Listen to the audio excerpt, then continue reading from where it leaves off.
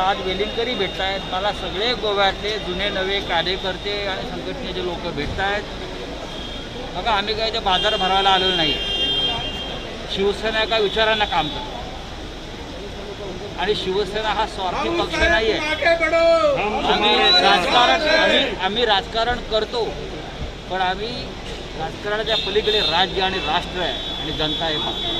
युती करणार कोणत्या पक्षाची गोव्यामध्ये? मला असं वाटत नाही आम्ही युती करावी असा कोणता पक्ष इकडे या क्षणी आहे. सगळ्या पक्षामध्ये बजबजपुरी माजलेली आहे, सगळ्या पक्षांमध्ये. तर मला असं वाटतं आम्ही यावेळेला स्वतंत्रपणे निवडणुका लढाव्या.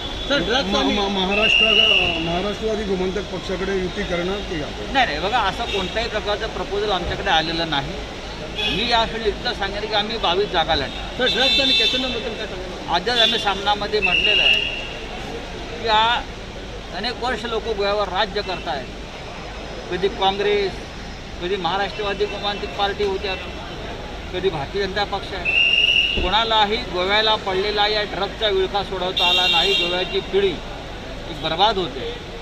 अख्ख्या जगातून आणि देशातून लोक इथे गोव्याची बदनामी होते, ड्रग्ससाठी येतात. भारतीय जनता पक्षाने त्या कॅसिनोविरुद्ध लढे दिले आणि सत्तेवरती आली. आज सगळ्यात मोठा खंडणा कॅसिनोच्या ह्यांनाच मिळत आहे. सर, बीजेपी हा गोव्यात तरी थापाड्यांचा पक्ष म्हणून प्रसिद्ध आहे. कारण मनोहरभाई पर्रीकर असताना त्यांनी कॅसिनोविरुद्ध सगळ्यात मोठं आंदोलन केलं. आम्ही ते कॅसिनोला टिकू देणार नाही अशा प्रकारची भारतीय जनता पक्षाची भूमिका होती. आणि आज त्याच कॅसिनोच्या अर्थकारणावर इकडले राजकीय पक्ष आणि सत्ता ही चालली.